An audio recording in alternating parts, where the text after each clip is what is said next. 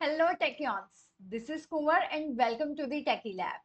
हम कर रहे हैं केमिकल रिएक्शंस एंड इक्वेशंस। आज हम सीखेंगे कि हमारी जो इक्वेशंस हैं उनको हम कैसे बैलेंस करते हैं। बट इक्वेशन को बैलेंस करने से पहले हमें पता तो होना चाहिए कि हम बैलेंस क्यों कर रहे हैं। So it's a very important question. तो जैसा कि मैंने लास्ट लेक्चर में भी बार बार रिपीट किया है कि जो मास है, कोई भी जो एलिमेंट है, अगर आपके पास रिएक्टेंट में 2 ऑक्सीजन थे और प्रोडक्ट में एक रह गया, तो आपको वो एक एटम ऑक्सीजन का कहाँ गया है आपको वो जस्टिफाई करना पड़ेगा, because mass can neither be created nor be destroyed. Okay, so ये पूरी की पूरी जो केमिकल इक्वेशन है वो कंजर्वेशन ऑफ मास को ओबे करती है। तो जितना भी मास हमारे पास रिएक्टेंट्स में है उतना ही मास हमारे पास प्रोडक्ट्स में होना चाहिए, या number of atoms in reactants जो है वो नंबर ऑफ प्रोडक्ट्स के बराबर होने ही चाहिए। तो ये हमारी क्या रहेंगी इक्वेशन, जिसको हम बोलेंगे कि वो बैलेंस्ड है। अदरवाइज कंजर्वेशन ऑफ मास जो है वो ओबे नहीं होता, जो कि पॉसिबल ही नहीं है। Okay, so these are the different statements for the same thing. अब देखिए, अगर आपको याद हो तो हम ये एक्सपेरिमेंट कर चुके हैं। सो इसमें जिंक एंड सल्फ्यूरिक एसिड, तो हम क्या करते हैं, हमने जिंक लिया, जिंक ग्रेन्यूल्स लिए थे, उसमें सल्फ्यूरिक एसिड डाला, जिसकी वजह से क्या बन गया, जिंक सल्फेट एंड हाइड्रोजन। अब देखो ये हमारे पास क्या है, ये वर्ड इक्वेशन है। वर्ड इक्वेशन को हमने सबसे पहले क्या लिखा है, स्केलेटल इक्वेशन में लिख दिया। फिर हम देखेंगे कि number of atoms in reactant and product में क्या है। अब देखो यहाँ पर नंबर ऑफ रिएक्टेंट, जैसे कि यहाँ पर जिंक एक ही है, राइट हैंड साइड पर भी एक ही है, यहाँ पर हमारे पास सल्फर क्या है, एक है, यहाँ पर भी सल्फर एक है, ऑक्सीजन हमारे पास 4 है, यहाँ पर भी ऑक्सीजन 4 है, एंड हाइड्रोजन 2 है, यहाँ पर भी 2 है। मतलब ये सारे के सारे जो हैं ये इक्वल है। सो अब ये जो स्केलेटल इक्वेशन है, बाय चांस अब ये क्या है, ये बैलेंस्ड है ऑलरेडी। ठीक है, ये ऑलरेडी क्या है, ये बैलेंस्ड है। तो इसको अभी और कुछ करने की जरूरत नहीं है। बट सपोज अगर ये बैलेंस नहीं होती, number of reactants and number of products जो है वो बराबर नहीं होते, तो हम उसको कैसे बराबर करते, तब हम उसको कैसे बैलेंस करते। एक चीज ज्यादा, एक चीज कम, एक चीज ज्यादा, एक चीज कम, ये अनबैलेंस्ड है। हमें केमिकल रिएक्शन को बैलेंस करना है, क्योंकि नंबर ऑफ एटम्स अपने आप से ही कोई भी एटम उठ के कहीं नहीं जा सकता, और कोई भी कहीं से भी उठ के रिएक्शन में नहीं आ सकता। ठीक है, तो अब हमारे पास कुछ स्टेप्स हैं to balance this chemical equations. अब ये totally hit and trial method है। ठीक है, मतलब आप कहीं से भी कुछ भी कर सकते हो, बस आपकी जो इक्वेशन है वो बैलेंस होनी चाहिए। But there are some tricks जो कि हम यूज कर सकते हैं, ताकि हमारे जो नंबर ऑफ स्टेप्स है वो थोड़ी सी कम हो जाए एंड हमें एक रास्ता मिल जाए। ठीक है, it's basically paving the way. ठीक है, कि हम कैसे जो है अपना प्रोसीड कर सके, स्टार्ट कर सके। ठीक है, सबसे पहला तो यही है, वर्ड इक्वेशन को हम एक स्केलेटल इक्वेशन में लिख दें। फिर हम देखें कि left hand side and right hand side पे हमारे पास कितने कितने एटम्स हैं। ठीक है, फिर हम क्या करेंगे, फिर हम वो चूज करेंगे, थर्ड वन इज इंपॉर्टेंट, वो कंपाउंड चूज करेंगे जिसमें मैक्सिमम नंबर ऑफ एटम्स है। ठीक है, एक तो आप वो ले सकते हो कि जिसमें 7-8 एटम्स हैं, एक आप वो चूज कर सकते हो जिसमें ज्यादा डिफरेंट एटम्स है।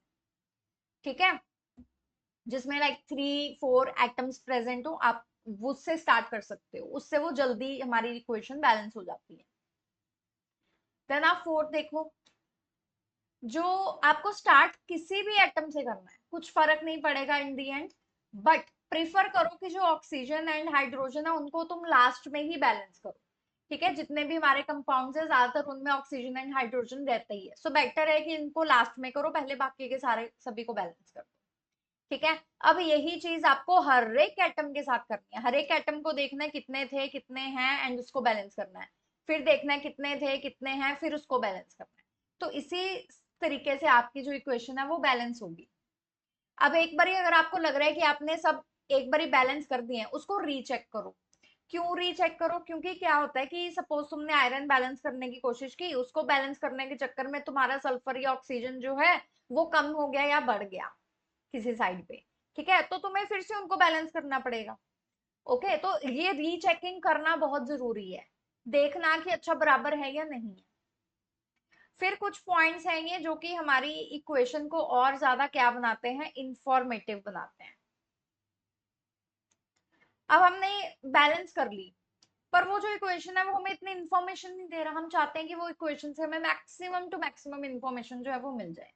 उसके लिए हम क्या करते हैं, हम उसकी फिजिकल स्टेट्स लिख देते हैं कि गैसियस स्टेट में है, लिक्विड में है। आपको याद होगा लास्ट क्लास में मैंने एग्जांपल दी थी कि H2O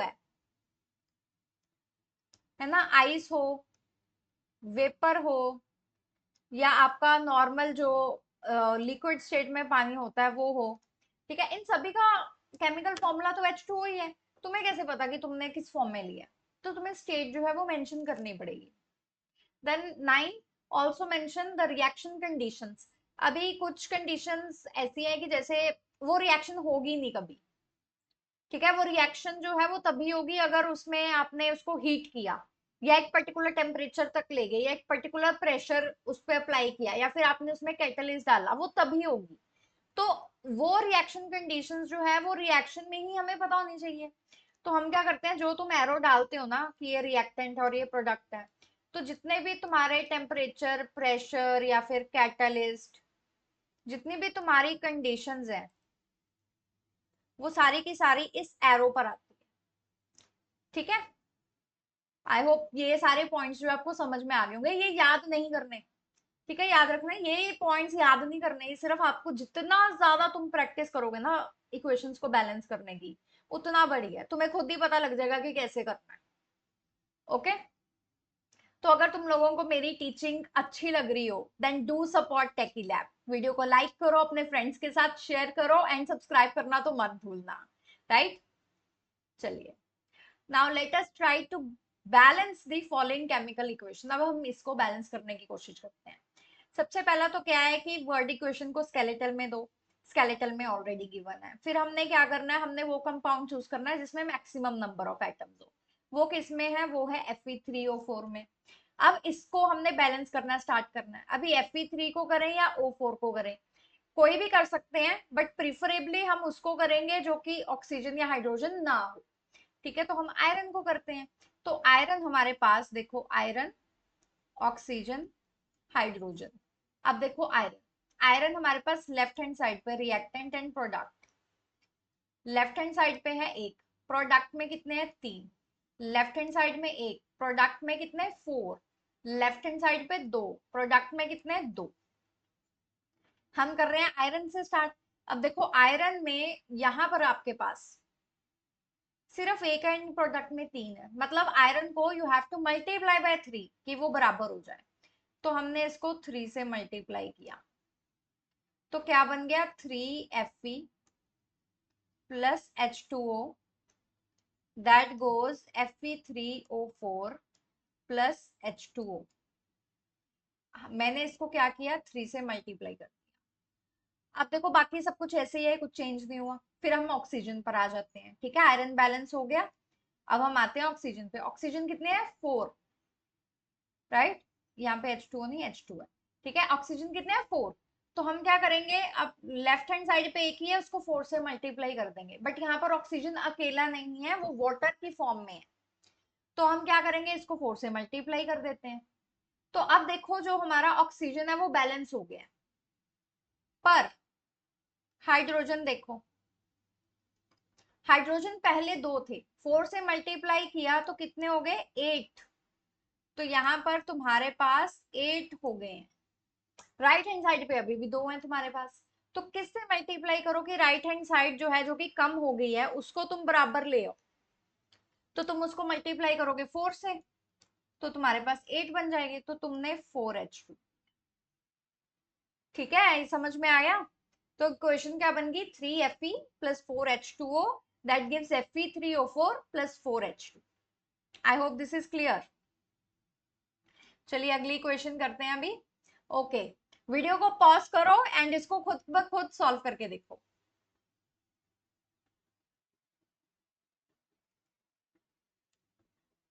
ओके यस, तो हम स्टार्ट करते हैं। हमारे पास यहां से CH3OH, तो तीन ही हमारे पास एटम्स हैं, CO and H, reactant and product.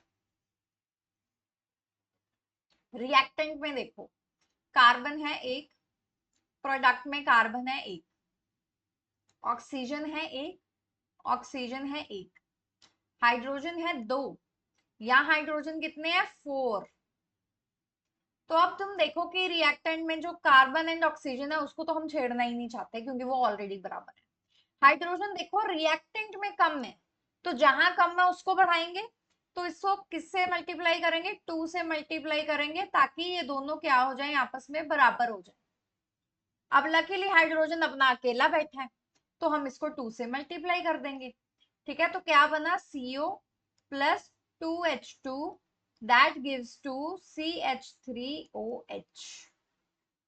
I hope this is clear. ठीक है, सिर्फ H2 को ही 2 से मल्टीप्लाई किया है, मतलब एक CO मॉलिक्यूल जो है दो हाइड्रोजन मॉलिक्यूल के साथ मिलके हमारे पास CH3OH बना। ओके, चलिए okay.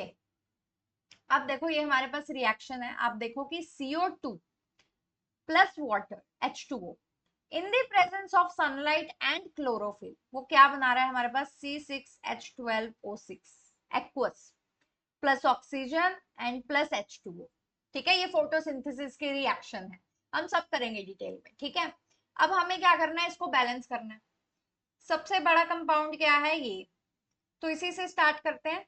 So carbon, oxygen, hydrogen, reactant, product. अब रिएक्टेंट में कार्बन है एक, प्रोडक्ट में कितने हैं 6, ऑक्सीजन कितने हैं 3, यहां पर ऑक्सीजन कितने हैं 6 7 8 9। अब यहाँ पे हाइड्रोजन देखो, हाइड्रोजन कितने हैं 2, एंड यहाँ पर 12 14। ठीक है, 12 प्लस 2 14। अब देखो कार्बन से स्टार्ट करते हैं। ठीक है, कार्बन को अगर तुम 6 से मल्टीप्लाई करोगे तो ही वो बैलेंस होगा, तो आपने क्या किया, आपने इसको 6 से मल्टीप्लाई कर दिया, सो 6CO2 in the reactant side. ठीक है, जब ऐसा किया तब हमारे ऑक्सीजन पर क्या फर्क पड़ा, ऑक्सीजन 6 इंटू 2 हो गया 12, सो 12 प्लस 1 13। तो यहां पर तुम्हारे पास ऑक्सीजन जो है वो कितने हो गए, वो 13 हो गए। ओके, प्रोडक्ट में अभी भी हमारे पास 9 ही है अगर आप इनको काउंट करोगे।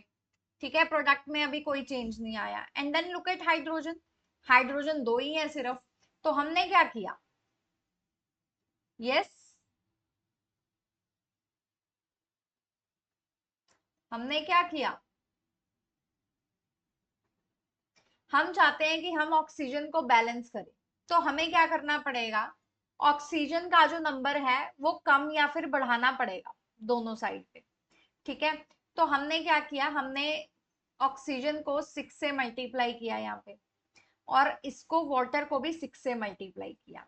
तो अभी रिएक्टेंट साइड को छोड़ के अभी प्रोडक्ट साइड में देखो कितने हो गए ये, ऑक्सीजन इज 6 प्लस 12 प्लस 6 24। ठीक है, ऑक्सीजन कितने हो गए 24।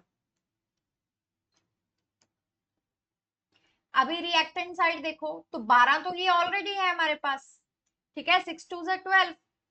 अब यहां पर कितने मल्टीप्लाई करें कि ये ऑक्सीजन जो है टोटल 24 बन जाए, 12 से मल्टीप्लाई करोगे, तो 12 से मल्टीप्लाई कर दिया, सो ये कितना हो गया 12H2O।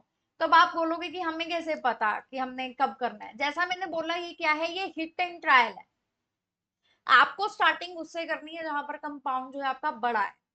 ठीक है, ताकि आपका एक जो मेन एलिमेंट है वो बैलेंस हो जाए, इसलिए हमने पहले कार्बन को कर दिया, फिर ऑक्सीजन आया, ऑक्सीजन को करना था। अब देखो ऑक्सीजन में 13 एंड 9 था, अब ये पॉसिबल ही नहीं है। ठीक है, कि 9 एंड 13, अब जैसे हमारे पास अगर 2 एंड 14 है तो तुम ऐसे कर सकते हो कि 2 इंटू 7 किया तो तुम्हारा 14 के बराबर आ जाएगा, है ना।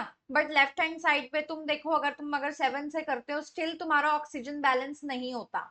सो मैंने बेसिकली वो जो स्टेप्स जो कि हम क्रॉस करते, फिर कुछ करते, फिर क्रॉस करते, फिर कुछ करते, फिर कुछ क्रॉस करते, वो मैंने स्टेप्स मिस किए क्योंकि मुझे ऑलरेडी पता है। बट तुम लोग वो स्टेप्स करना, खुद करके देखना। ठीक है, तो अब 13 एंड 9 जो है इन दोनों का ही कोई मेल नहीं था, इसीलिए हमें इसको खुद से ही एक स्टेप आगे जाना पड़ा, देखना पड़ा कि ओके इसको इससे मल्टीप्लाई करके देखते हैं, इसको इससे मल्टीप्लाई करके देखते हैं।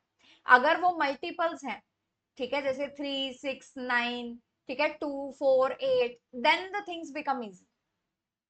ओके, तो हाइड्रोजन भी हमारा इसी के साथ क्या हो गया है, बैलेंस हो गया है, क्योंकि लेफ्ट हैंड साइड देखो हाइड्रोजन कितने हैं, 24, राइट हैंड साइड पे कितने हैं, यहाँ पर 12 प्लस 6 2 12, दैट इज 24।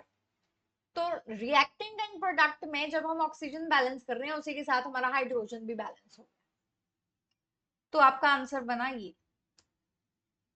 ओके, चलिए, अब ये हमारी फोटोसिंथेसिस की इक्वेशन है, ठीक है, ये इंपॉर्टेंट है, आपको आनी चाहिए। अगली बहुत इजी है, ठीक है, ये बहुत इजी है, ये हमने ऑलरेडी एक्सपेरिमेंट जो है किया हुआ है, इसको बैलेंसिंग भी मैंने आपको बताई हुई है, ठीक है। MgO से स्टार्ट करेंगे, यहाँ पर Mg कितना है, एक है, यहाँ पर भी एक है, ऑक्सीजन को देखेंगे, यहाँ पर दो है, यहाँ पर एक है, तो क्या करना पड़ेगा, इसको दो से मल्टीप्लाई करना पड़ेगा, तो क्या बना, Mg plus O, that gives MgO। इसको दो से मल्टीप्लाई किया, ऑक्सीजन तो हमारे पास दो हो गए, ऑक्सीजन बैलेंस हो गया, लेकिन मैग्नीशियम भी हमारे पास दो हो गए। अब ये अनबैलेंस्ड है, तो इसको भी दो से मल्टीप्लाई करेंगे, सो आंसर क्या आ गया, 2Mg plus O2 gives 2MgO। ठीक है, तो यहाँ पर देखो वो स्टेप्स जो हैं वो मैच कर रहे हैं, ठीक है, जो हमने पीछे किए हैं। क्यों, क्योंकि यहाँ पर थोड़े से इजी है, मल्टीपल्स हैं 2K 3K ऐसे करके, तो इजी है सॉल्व करना। जब मल्टीपल्स ना हो, देन समझ लेना कि ये आपको खुद से जो है हिट एंड ट्रायल लगा के देखना पड़ेगा। Okay, and practice is the key. चलिए, अभी ये है हमारा नेक्स्ट क्वेश्चन। अब देखो यहाँ पे है PbNO3 twice Ki, that gives PbI2 plus KNO3। अब ये जो इक्वेशन है ये भी हम ऑलरेडी करके हटे हैं, ठीक है। लेड नाइट्रेट को अगर पोटेशियम आयोडाइड में डाला तो फिर लेड आयोडाइड बना, जो कि एक येलो इनसॉल्युबल सब्सटेंस था, ठीक है। तो ये वही रिएक्शन है, ये उसी एक्सपेरिमेंट की रिएक्शन है, ठीक है। तो अब यहाँ पर देखो क्या होगा, सबसे पहले तो Pb, फिर K लिख लेते हैं, I लिख लेते हैं, N लिख लेते हैं, O लिख लेते हैं, H इसमें है नहीं। कितने सारे एटम्स है हमारे पास, रिएक्टेंट एंड प्रोडक्ट। अब Pb रिएक्टेंट में कितना है, एक, प्रोडक्ट में कितना है, एक। K देखो रिएक्टेंट में कितना है, एक, प्रोडक्ट में कितना है, एक। I देखो रिएक्टेंट में कितना है, एक, प्रोडक्ट में कितने हैं, दो। नाइट्रोजन देखो रिएक्टेंट में कितना है, एक, और यहाँ पर कितना है, एक। ऑक्सीजन, सॉरी यहाँ पर नाइट्रोजन है दो, आपको इससे मल्टीप्लाई करना है, ठीक है। नाइट्रोजन दो है एंड ऑक्सीजन हमारे पास कितने हैं, 6, और यहाँ पर ऑक्सीजन कितने हैं हमारे पास, 3।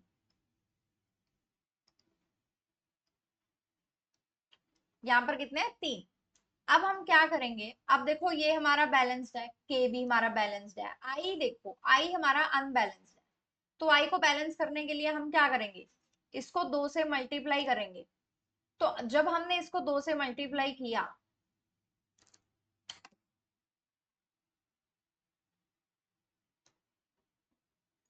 Pb NO3 twice plus Ki, that gives you PbI2। मैं आपको ये सजेस्ट करूंगी कि यूज पेंसिल, ठीक है। ये आपने एक स्केलेटल इक्वेशन लिख ली, फिर उसके बाद ना उनके आगे थोड़ी थोड़ी ऐसे जगह छोड़ देना, ठीक है, एंड फिर पेंसिल से करना, ताकि आप उसको इरेज कर सको, क्योंकि ये बार बार चेंज करने पड़ते हैं। उनको इरेज कर देना, एंड देन जो आपका फाइनली बैलेंस हुआ फिर उसको पेन से लिख देना, ठीक। चलो, अब हमने इसको बैलेंस करने के लिए इसको 2 से मल्टीप्लाई किया, तो के भी क्या हो गया, 2 से मल्टीप्लाई होके 2 बन गए। अब के को बैलेंस करना है यहाँ पे राइट साइड पे, तो हमने क्या किया, इसको भी 2 से मल्टीप्लाई करवा दिया, ताकि ये आपस में बैलेंस हो जाए। तो प्रोडक्ट में ये यहाँ पर 2 ऐड हुआ, ठीक है, ध्यान से देखो। अब दोबारा से कैलकुलेट करके देखते हैं सारे। अब देखो Pb एक ही रहा, ठीक है, यहाँ पर नाइट्रोजन कितने हैं, दो हैं, ऑक्सीजन कितने हैं, 6 हैं, K कितने हैं, दो हैं, I कितने हैं, दो हैं। अब राइट साइड पे देखते हैं, पीबी क्या है, 1 है, ठीक है, आई कितने हैं, 2 हैं, ठीक है, बराबर है। फिर के की तरफ जाओ, अब देखो के जो है वो डबल हो गया है, तो वो भी बैलेंस्ड है। एन कितने हो गए हैं, अगेन 2n डबल हो गया है, तो यहाँ पर भी ये 2 से मल्टीप्लाई हो गया है, 2 बन गया है, बराबर हो गया है। अब 2 3 टू जा 6, तो ऑक्सीजन भी कितने हो गए हैं, 6 हो गए हैं, तो ये भी बैलेंस। तो मतलब सब कुछ बैलेंस हो गया सिर्फ दो चीजें बैलेंस करने से। तो ये आपकी बनी फाइनल केमिकल इक्वेशन। ठीक है, ये है आपकी final chemical equation. I hope this is clear. चलिए एक और इक्वेशन करते हैं। अभी ZnClH, अब यहाँ पर रिएक्टेंट में कितने हैं, एक, प्रोडक्ट में कितने हैं, एक। Cl देखो कितने हैं, रिएक्टेंट में एक, प्रोडक्ट में कितने हैं, दो। ठीक है, यहाँ पर हाइड्रोजन रिएक्टेंट में कितने हैं, एक, प्रोडक्ट में कितने हैं, दो। तो आपने क्या किया, आपको यहाँ पर Cl जो है डबल करना है, तो आपने इसको 2 से मल्टीप्लाई किया। तो जब आपने इसको 2 से मल्टीप्लाई किया तो ये बना 2HCl, that gives ZnCl2 plus H2।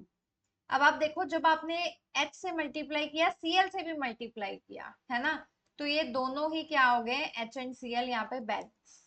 अब सारे के सारे बैलेंस्ड है, कोई भी अनबैलेंस नहीं। इजी। ये भी इक्वेशंस हम करके हटे हैं, ये सेम वही है, बट अभी हमने जिंक को सल्फ्यूरिक एसिड की जगह हाइड्रोक्लोरिक एसिड में डाला है। ठीक है, चलिए, I think it is the same equation. या चलो अगली, अभी सल्फ्यूरिक एसिड वाली, ऑल्दो हम ये कर चुके हैं, ठीक है, फिर भी ये क्या है, बैलेंस्ड है ऑलरेडी,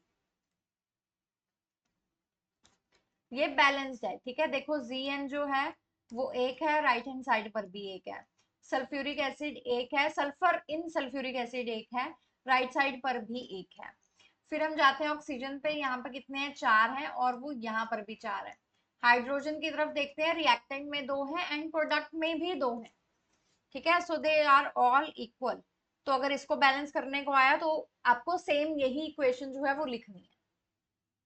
ठीक है, अब कई बच्चों को यहाँ पर डाउट पता क्या रहता है, हमने जब स्टेट्स लिखी, देखो सॉलिड, लिक्विड, गैस, ये सब चीज तो आपको पता लग जाती है, बट जो AQ है ना, बच्चे ये नहीं लिख पाते, ये कंफ्यूज हो जाते हैं कि इसको लिक्विड लिखें या AQ लिखें, या फिर दोनों में से कुछ भी लिख दें कि सही है, चल जाएगा, कोई मार्क्स नहीं कटेंगे।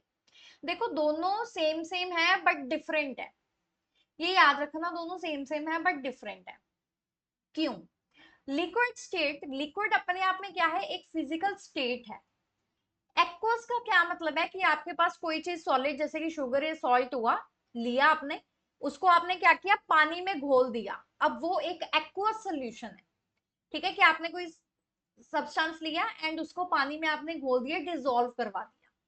ठीक, ये आपके क्या है, ये एक एक्वस सोल्यूशन का एग्जाम्पल है। अब लिक्विड स्टेट में जरूरी नहीं है कि पानी हो, पेट्रोल, पेट्रोल में पानी होता नहीं होता, लिक्विड स्टेट में है, कैरोसिन ऑयल है, टर्पेंटाइन ऑयल है, मस्टर्ड ऑयल है, कोकोनट ऑयल है, तुम्हारा वाटर है, ठीक है, तुम्हारे बहुत मतलब मिल्क हो गया, ये सारी की सारी क्या है, ये लिक्विड स्टेट में है, but it is not necessary कि उसमें पानी होना ही चाहिए। बट जो एक्वस है, एक्वस में क्या है, आपने कुछ सॉलिड लिया, वो सॉलिड को उसमें डाला एंड तुमने उसको डिसॉल्व करवा दिया, स्टर करवा के, ठीक है, उसको तो डिसॉल्व हो गया, तो उसमें क्या है, पानी इन्वॉल्व रहेगा हमेशा। ऐसा नहीं है कि तुमने अभी सॉल्ट लिया एंड तुमने उसको तेल में घोलने की कोशिश की, तो वो एक्वस नहीं है, ये होगा सिर्फ और सिर्फ सिर्फ पानी में। तो सब्सटेंस प्लस वाटर, जब तुमने उनको क्या किया, डिसॉल्व, वो क्या बना, वो बना एक्वस। ठीक है, एग्जाम्पल जैसे कि pure water, liquid bromine in case of liquid. Aqueous में क्या है कि NaCl, अगर तुमने नमक लिया उसको पानी में घोल दिया, दैट इज एक्वस। ठीक है, HCl तुमने लिया एंड उसमें उसको पानी में डाल दिया उसको डाइल्यूट करने के लिए, दैट इज एक्वस।